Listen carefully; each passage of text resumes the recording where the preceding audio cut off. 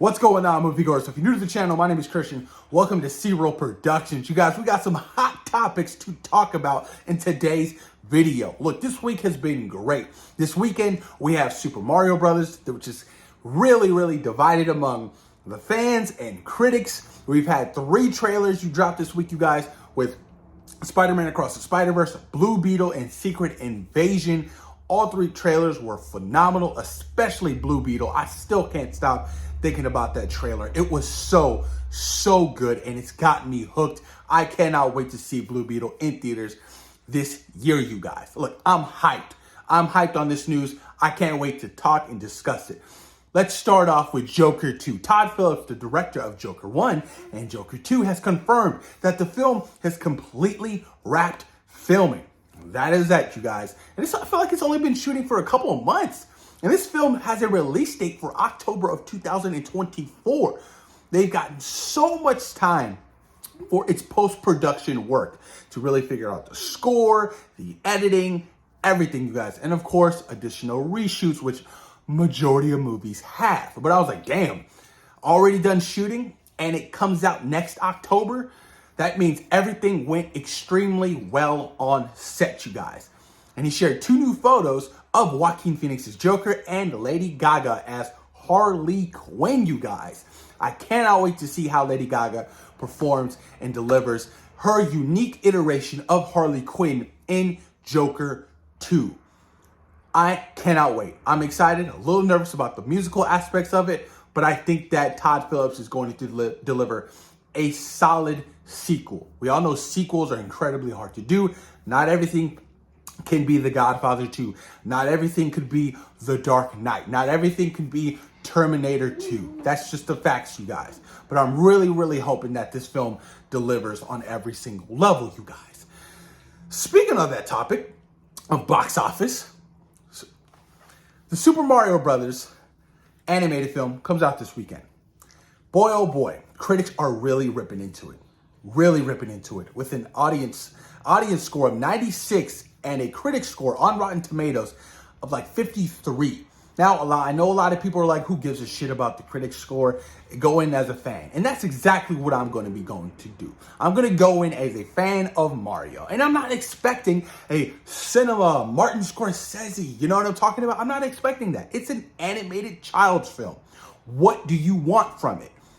Realistically, what do you want from it? I don't get why critics are so extremely harsh on comic book movies and, you know, kids films. I'm like, you're just silly at this point. It's really ridiculous. But I'm excited for Super Mario Brothers, man. I really cannot wait. I'm gonna take my son to go see it. It's gonna be his first movie. He's 3 years old. That is gonna be so much fun. Really curious to see how he's gonna do in the theaters for the first time, you guys. As a dad, this is like a huge moment for me, and I cannot wait. Super stoked about that. But Avatar: The Way of the Water, one of the writers, Jeff Friedman, is officially writing the Fantastic Four for Marvel Studios, you guys, which is supposed to come out on February 14th, 2025. Director Matt Shakman, you guys. This means this film is supposed to start shooting early next year if everything goes according to plan. Still no casting announcements. Nobody knows who Marvel's first family is going to be. Really curious to see who they're going to cast for the Fantastic Four. I hope it's Jonathan Krasinski as Reed Richards, because you just don't tease him in Multiverse of Madness and you don't use him. That would be so stupid to me. Really stupid to me. But, you know, I'm excited for the Fantastic Four. Hopefully it's done right. And, you know, Marvel Studios can really get back on track with some of their projects they have releasing, you guys. But Chris Evans gave us a little update on a potential return as Steve Rogers, Captain America in the MCU. He doesn't feel like it's quite right now. And I understand and I agree. He does believe that there are more stories to tell, but not right now. We just got Sam Wilson as Captain America. Why not use him and build him up? So when it's time to kill off Sam Wilson's Captain America, we feel the same feeling that at the end of Avengers Endgame as we saw Steve Rogers, old Steve Rogers. That's what I'm really hoping they set to establish with Sam Wilson. I mean, I cannot wait for Captain America New World Order. So hyped for that movie. Now, this doesn't mean that, well, what if old Steve Rogers could appear in future projects? Because I don't see why not. I would love to see a convo, a first meeting of Isaiah Bradley and Steve Rogers. He had no idea about the super soldier serum being tested on African Americans. He had no idea. And I would love to see something like that. That would be such an incredible, impactful, powerful scene.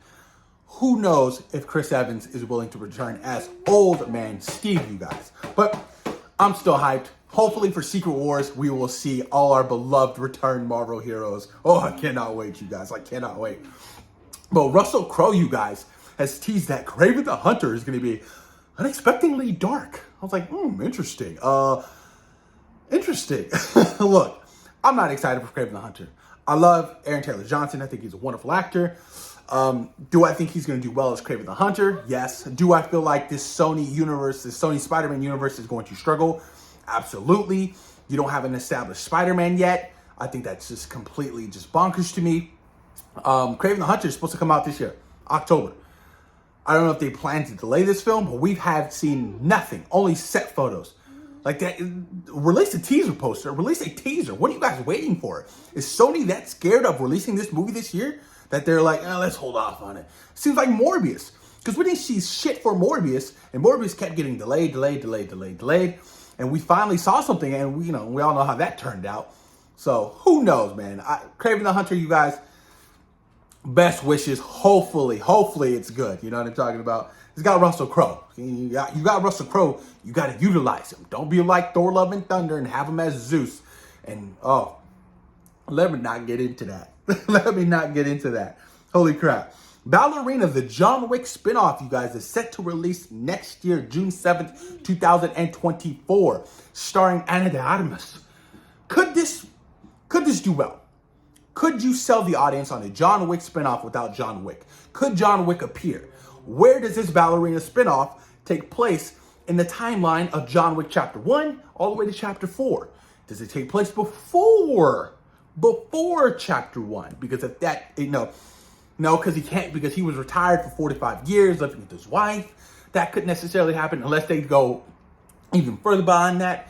Who knows, you guys? Who knows what's going to happen with this Ballerina, the spin-off film? I don't think that it's going to attract the masses like John Wick does.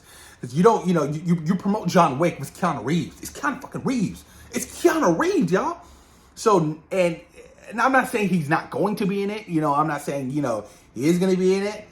It's just, it's going to be a struggle. It's going to be a struggle, and I really hope that, this Ballerina spinoff film does particularly well, because I love this John Wick franchise.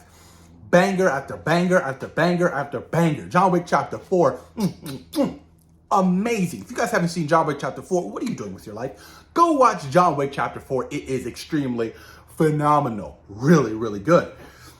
But Bill Skarsgård, you guys, has confirmed that he is not involved with the It prequel, Welcome to Derry. I was like, what the hell? How are you not involved with this It prequel, Welcome to Derry? You are Pennywise in It Chapter 1 and It Chapter 2. So I'm like, hey, shh. So I'm like, that's weird. Why wouldn't you be attached? Unless he's playing coy, and he is attached to it, and he's not ready to say anything yet, and the studio's not ready to announce his return as Pennywise. Look, Tim Curry's the GOAT.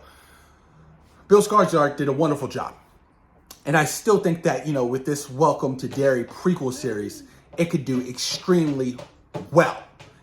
Extremely well. As of today, we have fresh casting announcements. I was like, okay, I can get behind this casting announcement. This is going to be intriguing.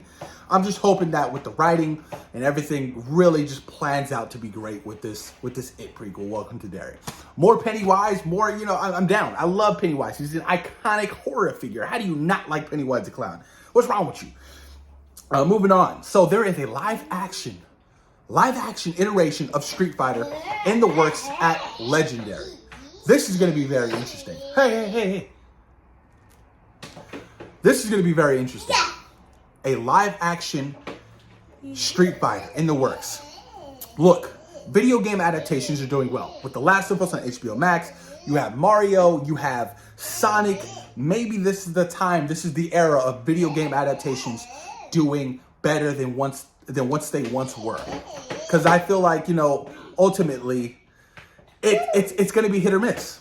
I mean, we had a 1994 live action Street Fighter film in the 90s that was terrible, on par with the Super Mario Brothers live action film. Just terrible, you guys. And then there was a spin-off Chun-Li film with Lana from Smallville. You know, look, the video games are iconic. Marvel vs. Capcom, they're iconic. They're iconic.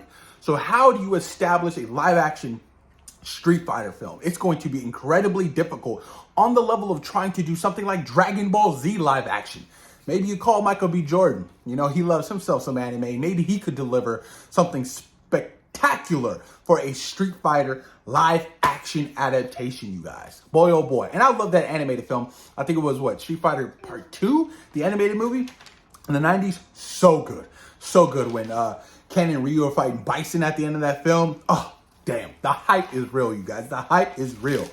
And then The Rock has confirmed, you guys, they are doing a live-action remake of Moana. Didn't Moana come out in 2016? Why are you doing a remake of Moana? At this point, Disney's out of ideas. It's a cash cow, and it's pathetic. I just don't get it. This movie's not even 40 years old. It's not even 20 years old. It's not even 10 years old. And they're already doing a remake live-action adaptation. Boy, oh boy, The Rock is struggling right now to get his own franchise. It's failing. It's failing. Other than Jumanji, his films aren't successful, you guys. Look at Black Adam. Bomb at the box office. Bombed. He is struggling. And I don't know what he's going to do. He should have never left the Fast franchise. I'm sorry. Look, Fast 10 looks like it's going to bring in $1 billion. And guess what? The Rock is not involved. They got your boy John Cena and they got Jason Momoa over there now. So this is going to be interesting. Look, they've already done Aladdin. They've done Dumbo. They got Little Mermaid coming out. Blah, blah, blah. The list goes on and on. Who knows what's going to happen with this crap? Harry Potter. A remake, a reboot of Harry Potter is in the works at HBO. It is going to be a series, 7 seasons, based on the books. The Deathly Hallows came out about 13 years ago.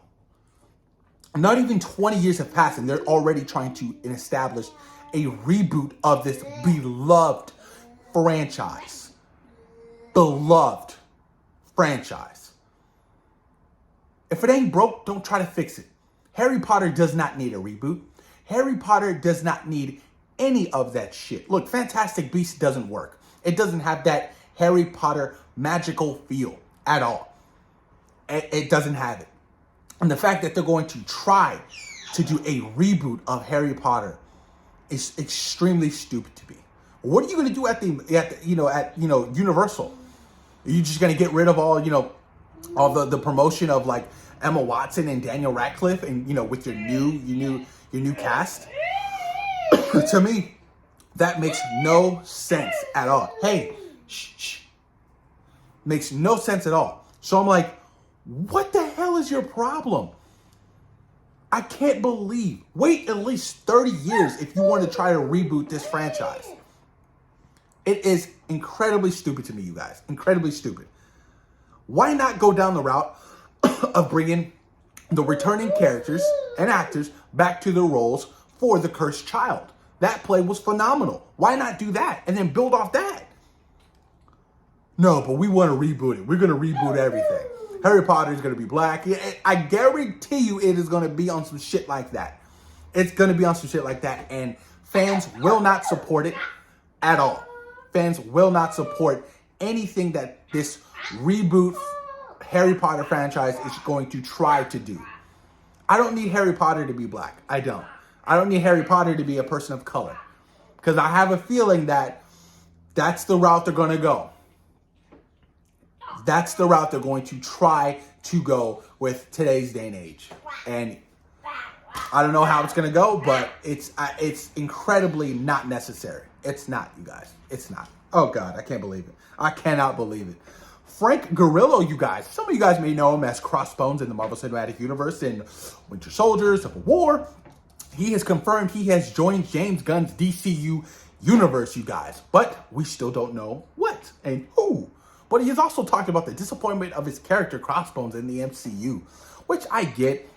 But Crossbones was never meant to be a massive villain like Baron Zemo. He was a side villain. He was a side piece that was supposed to have a little bit of cameo appearances here and there and get killed off, and that's it. He still thought he was going to return and do something with Crossbones, but Crossbones was dead in Civil War.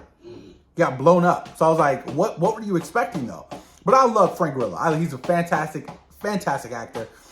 Really, really good.